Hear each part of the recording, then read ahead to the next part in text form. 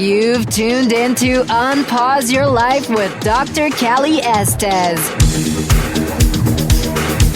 Your access to success strategies and more to help you move onward and upward with your life. Listen in each week as she interviews others who have really taken their essence to the next level and truly unpaused their life.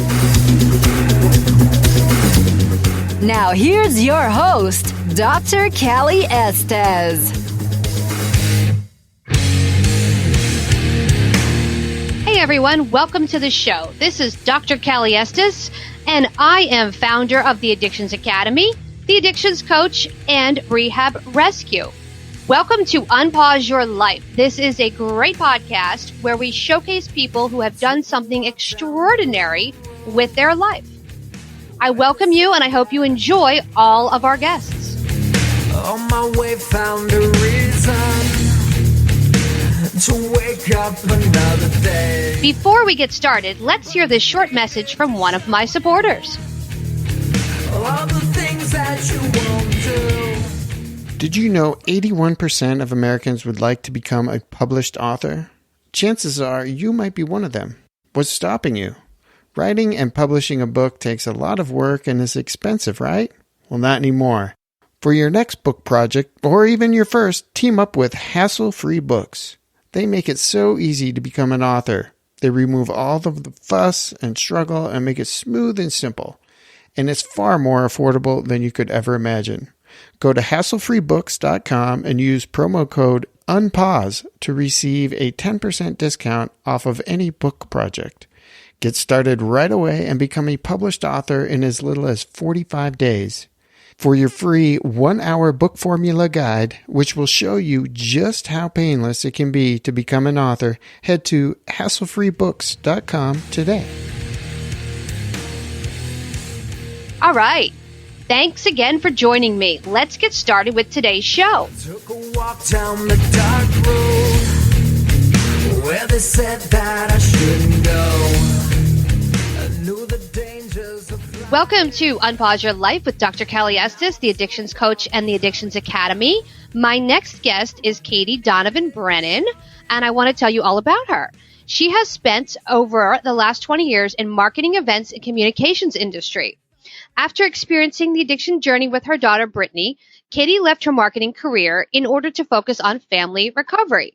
She has now dedicated her life to guiding others through the overwhelming process of finding quality treatment for substance abuse, and she's coaching families through their own recovery, and she's also a consultant in the treatment industry.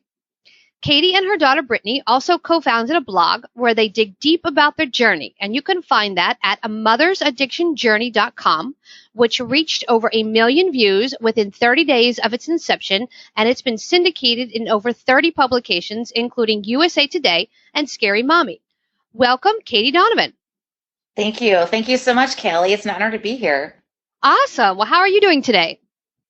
I'm fantastic. It's been an invigorating morning. I was invited to testify at our state capitol on a bill that is looking to be passed, and I'd never had this experience before. I thought I would be a little intimidated, but shockingly, I think the passion came out, and I just spoke from the heart to push this bill being passed. So it's just a great experience. So far, so good. Great day.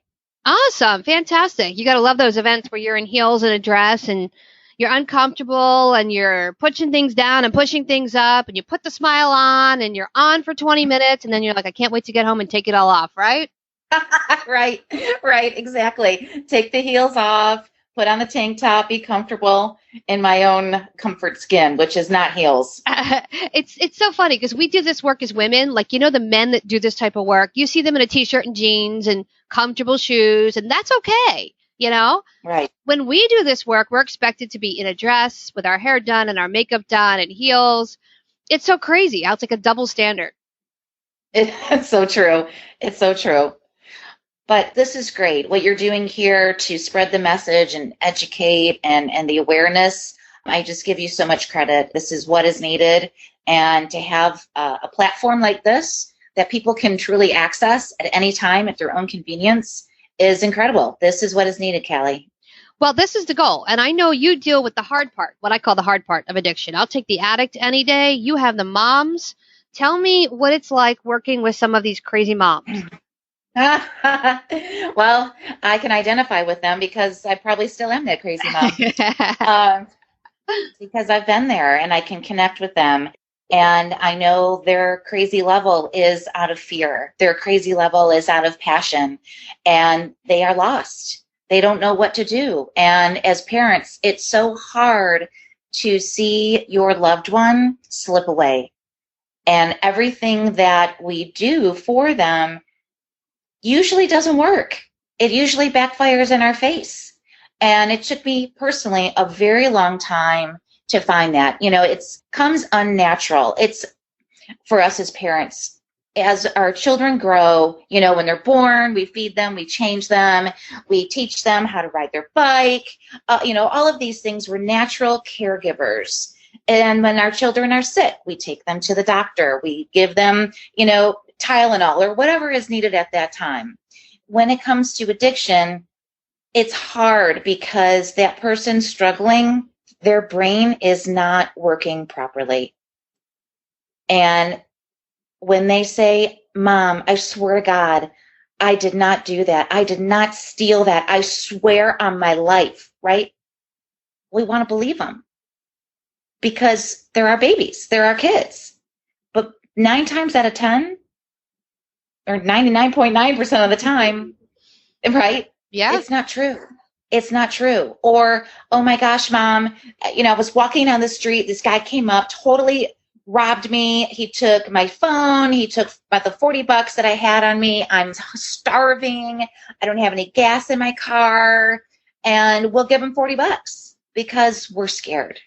We're scared of many things. We're scared because we don't want them to be walking and stranded. We're scared because to feel like our children could be starving is the worst thing we ever want to have our children feel, right?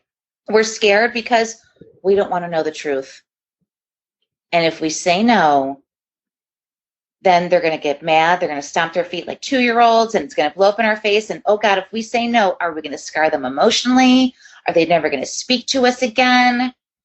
That is those feelings. So I understand how it drives moms and dads crazy because we don't know how to handle it.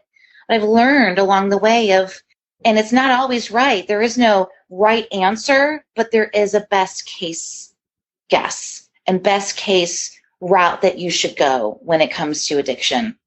And that's what I try and guide families to go on that best route. It may not work, but why not go with your best chances? And that makes sense. And you're a certified family recovery coach, and you also teach others how to become family coaches, which is a much needed resource because most of us, like me, works with the addict. I understand the addict's brain. I get it. I know what you're going through. I can identify and I can help get you sober. You're coming from life experience of the mom, which is invaluable. Thank you. Yeah, this has been my passion because when my daughter was going through different treatment centers, there really wasn't a lot of focus on the family. We were left with our hands in the air and told, go to an Al-Anon meeting. I mean, yes, it's a good place to go. It's a start. It's just one small tool. There were hardly any family sessions. You might get a phone call with the therapist, and that's only if your child puts you on the release of information. It was very, very restrictive. And I did go to Al-Anon meetings. And to be honest with you, personally, I needed more. I wanted solutions. I didn't want to be in a room of crying moms anymore. I've been crying for years and I needed answers. I needed solutions. I wanted to make change. I was tired of this life, and this life meaning how I was being affected, and I didn't know how I could create change in order to have my loved one create change. And once I became a family coach and I can really dig in to the families, taking the focus off of the addict and onto themselves, I see true healing begin. I firmly believe with all of my heart, every single treatment center, IOP, even sober livings, to be honest with you, should have a family coach. Say Johnny goes to treatment and mom and dad are, yay, thank God Johnny is in treatment. But now they've been so focused on Johnny, codependent on Johnny, stalking Johnny's Facebook, stalking Johnny's cell phone. Where is he at? And now he's in treatment and they don't have access to Johnny. They identified themselves with Johnny. They don't know how to handle life now. So now what do? They're sending Johnny 57 care packages a week. They're calling the treatment center every day. What did he eat his carrots today? How did he wake up? Did he do his yoga? I mean, it's ridiculous. Like, and it comes from a place of fear. And we also try to control everything, which is another fear-based mechanism. We have to back away. You said that right. So Johnny's addicted to heroin and mom's addicted to Johnny. Totally. And what happens is when Johnny turns 18, mom should be able to have her own identity. And that doesn't happen. So Johnny's doing drugs. So mom is still mom. This prolongs that period where the mother's needed and codependent on the child and rushing in to save Johnny, who's now 30, like they did when he was 5 and he fell down the steps. And they Correct. just keep repeating this. And it's a cycle. And you're right. There's no resources. Where does an addicted mom who's addicted to their child go? Right. And again, the go-to thing that people will say is, well, you need to go to a meeting. Go to a meeting. You don't even get to talk to anybody. You can't even talk at an Al-Anon meeting. I would try and talk, and my first one, I was shut down, and I felt so shamed because I didn't know the rules.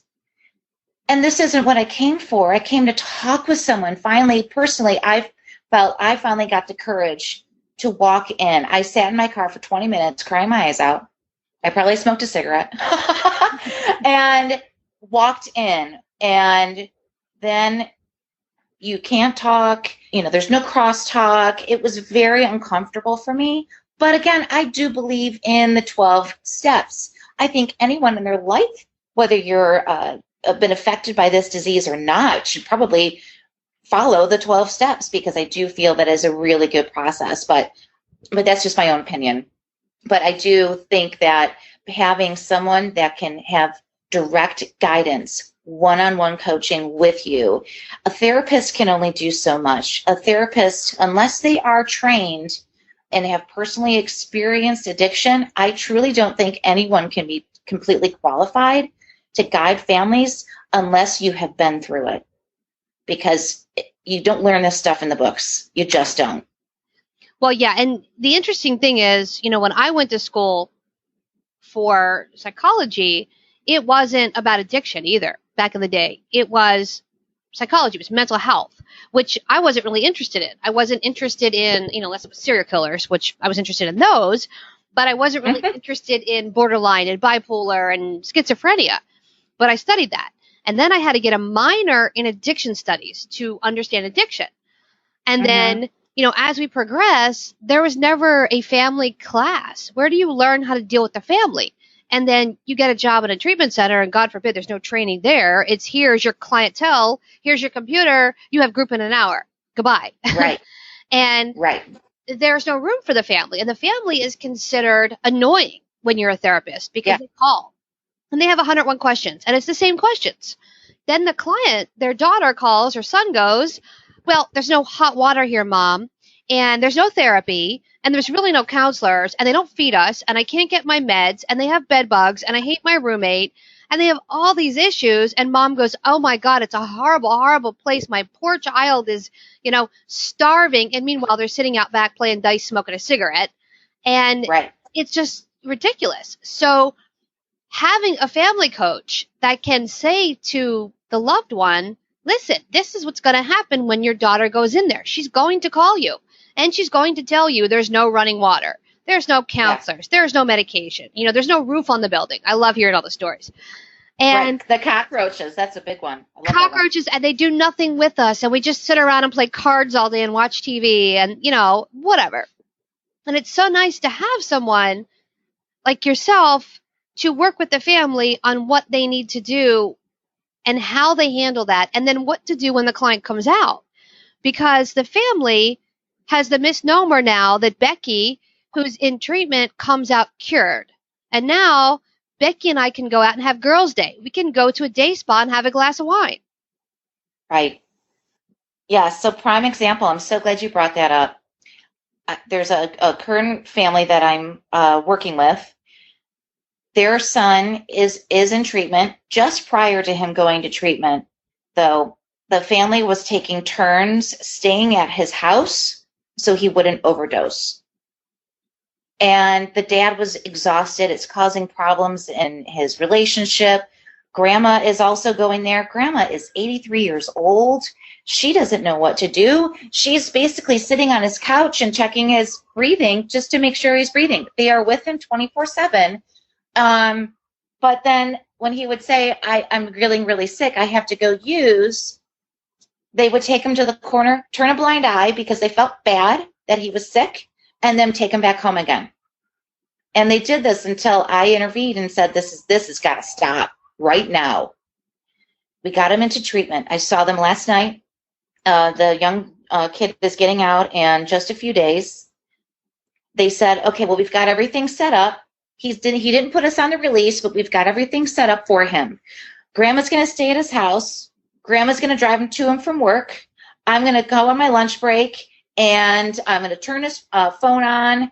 And I mean, they're listing this laundry list, and I interrupted them.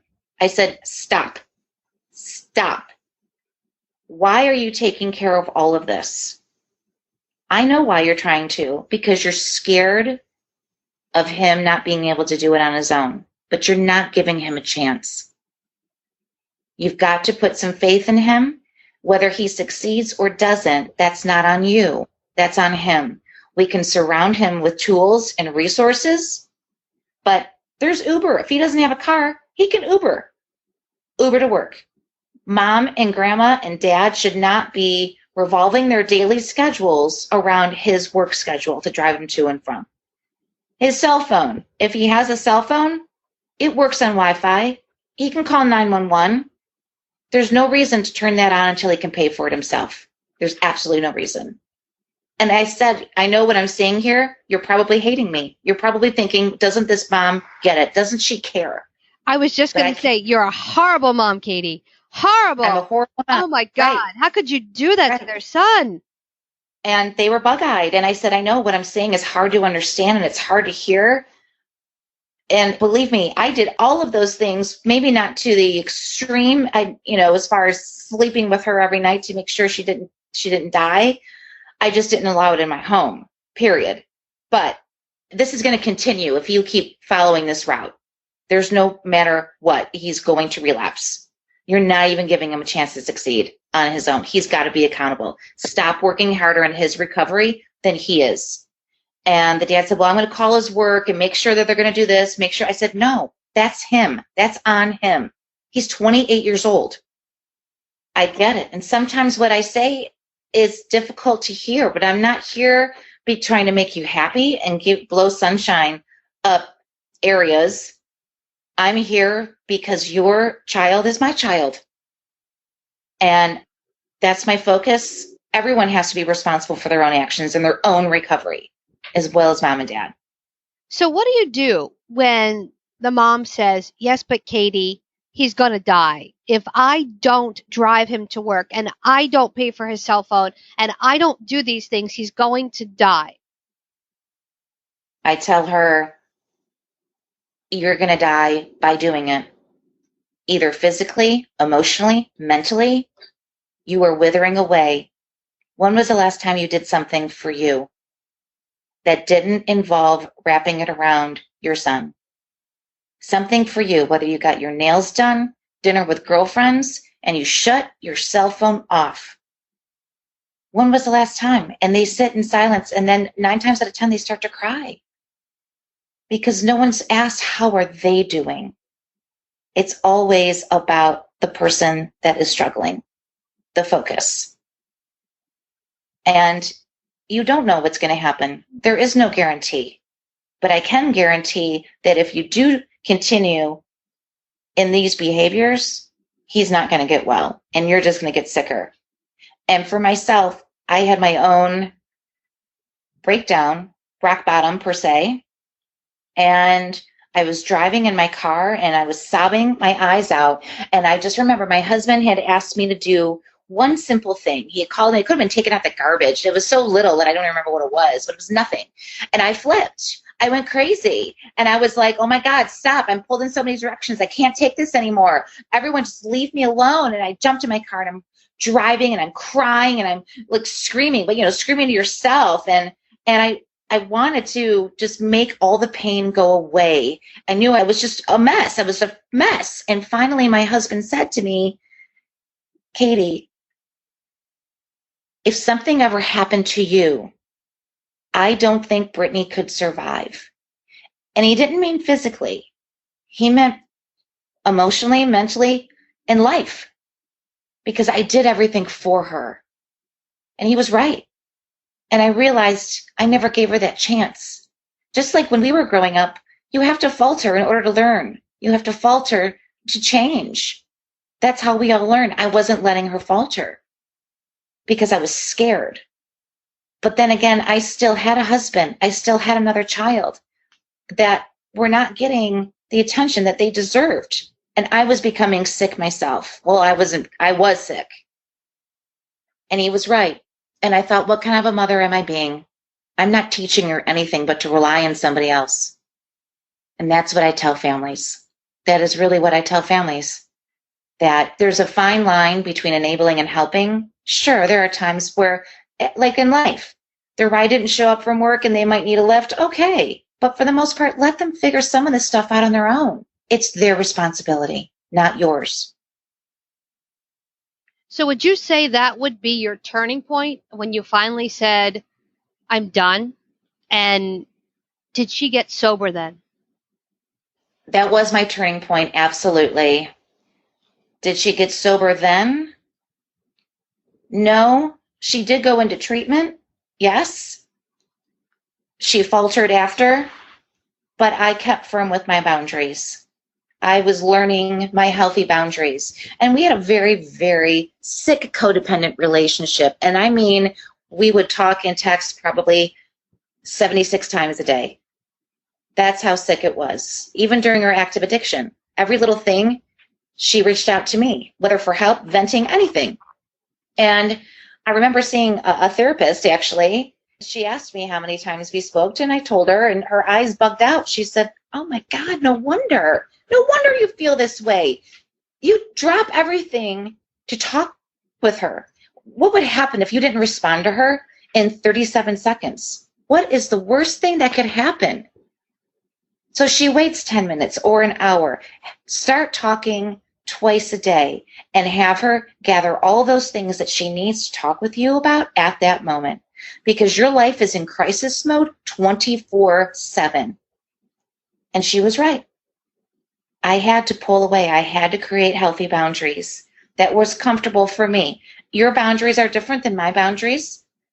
It's baby steps. Did she cry and stomp her feet and, oh my God, you don't care about me? And yes, but I knew that that was her disease trying to manipulate me to go back into my old ways. She knew I loved her. She knows that, and I know she loves me. If she would say, I hate you, and et cetera, you got to let it go. It's just that disease talking. They don't really mean it. Their disease is screaming, I hate you because you're not feeding me now. That's what's happening, and we need to fight against the disease. So at what point did you decide to start the blog?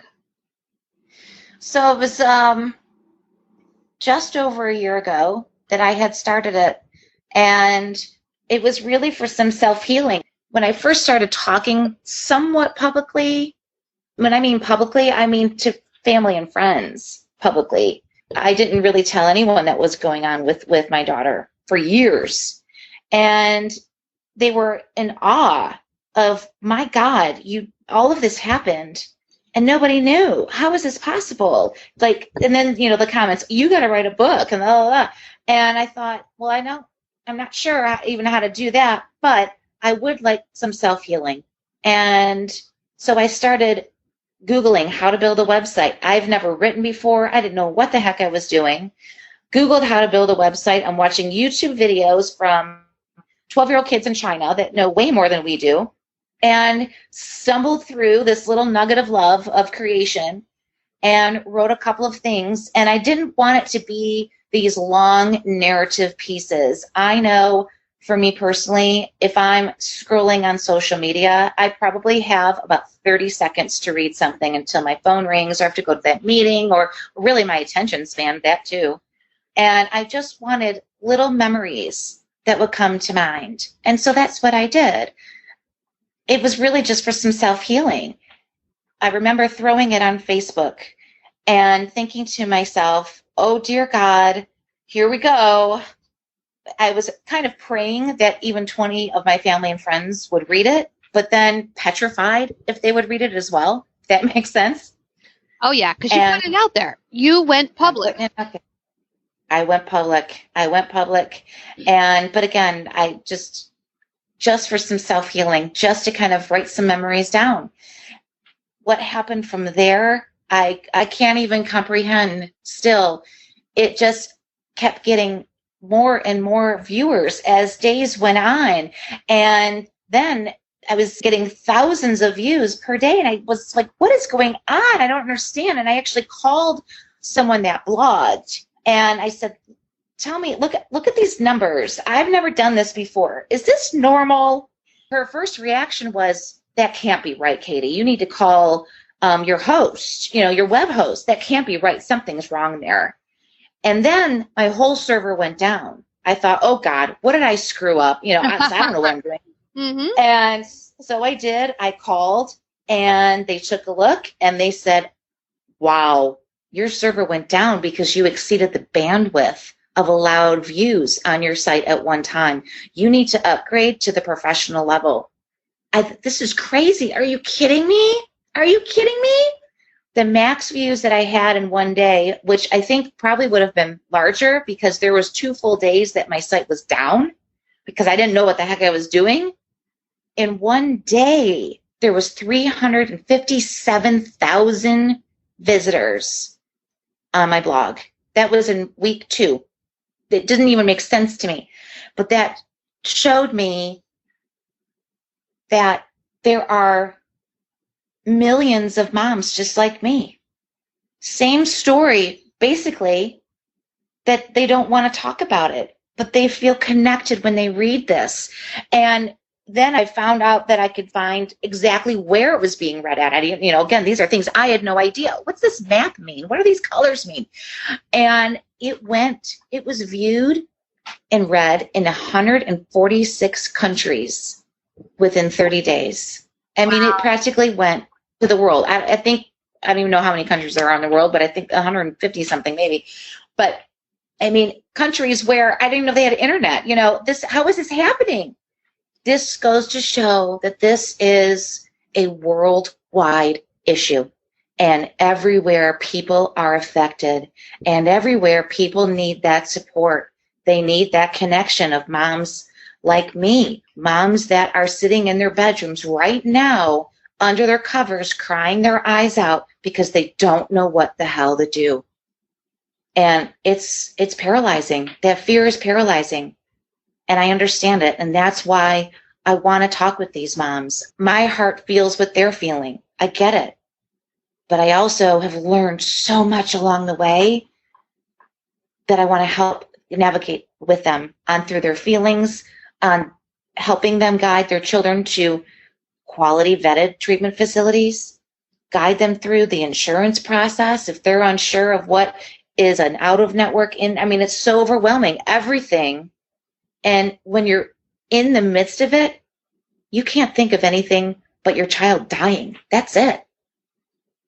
That's really why I got into this, because I couldn't take what was happening.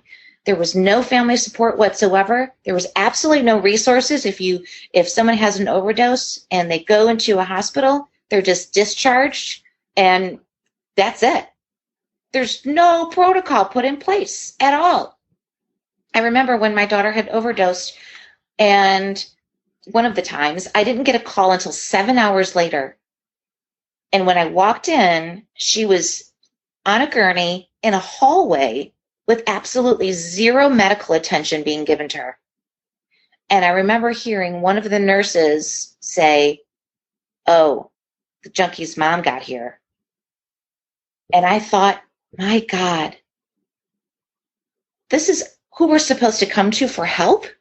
This is the treatment that people are getting for a disease?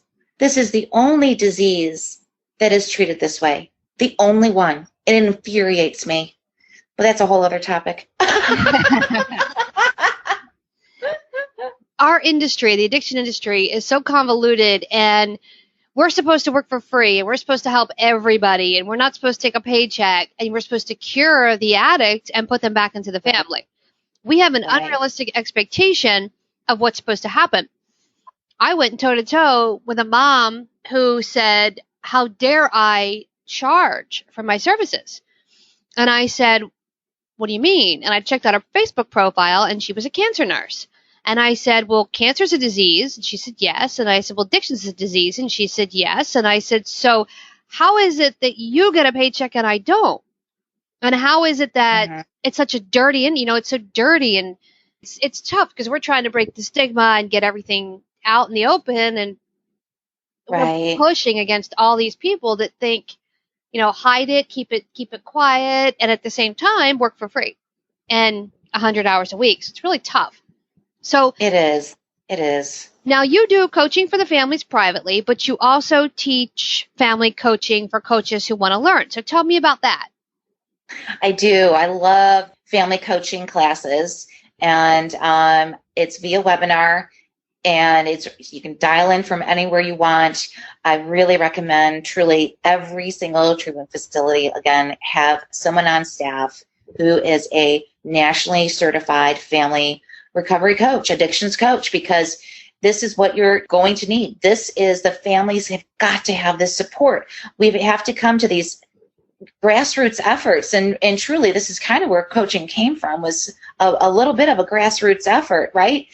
We have peer recovery coaches that will be in hospitals. There's grant funding for them. Why isn't there anything for the family? Zero. We're told to go to some support meetings.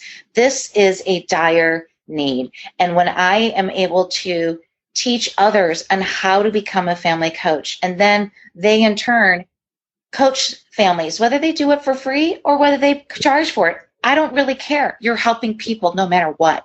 That's the point, to help people. It's such a huge problem that without focus being on the family side, families can become so toxic. Johnny can go to treatment and he comes home, but mom and dad haven't been coached and they haven't changed their own ways. I know I was totally guilty. I remember one time my daughter came home from treatment and I wrote up this long laundry list of all of the expectations that I had and rules and regulations. I pretty much made it impossible for her to actually succeed. It was ridiculous. And I learned so much. It's pulling back. And this is what family coaching is about. It's about creating change, some self-healing, moving forward, not backwards. Let's go forward with healing and passion and change. Awesome. So how would our listeners find you to either hire you as a family coach or to help with placement with their loved one or even take your class? They can, if they would like to reach me personally, they can visit my website at amothersaddictionjourney.com. There is all of my contact information. I respond to everything personally myself. Sometimes it may take a day or two. It just depends on how many emails I get, but please know I will get back with you. And then also for family coaching and interventions, sober transport, all of my services are on there.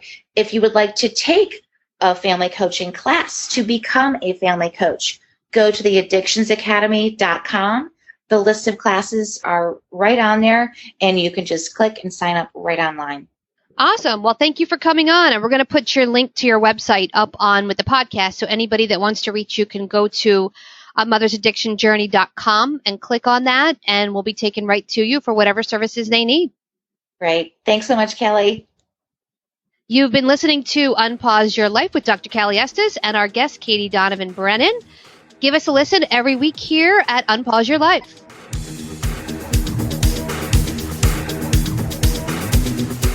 Hey, everyone. Thanks again for listening. I really hope you enjoyed the show today. Head on over to iTunes and Apple Podcasts and leave a comment or review of what you think. Or contact us at 1-800-706-0318. If you want to be on our show, feel free to email or call. And if you have a topic, feel free to email or call as well.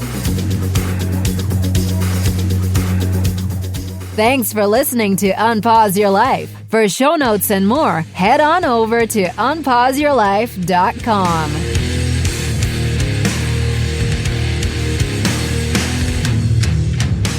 Big shout out to recoveryinnovators.com for help producing this show. Thank you, guys. I took a walk down the long road where they said that I shouldn't go. On my way found a reason to wake up another day. But they needed to show you all the things that you won't do. Find faith or religion, but nothing to show for it.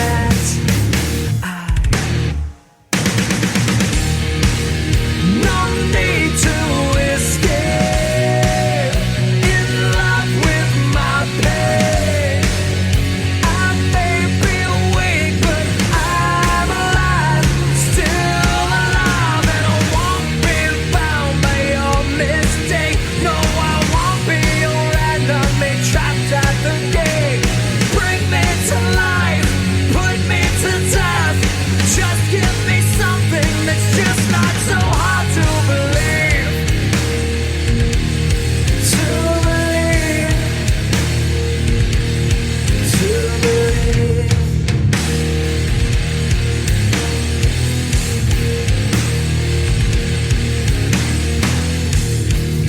I took a walk down the dark road where they said that I shouldn't go. I knew the dangers of flying. Now I'm so far from solid ground. But they need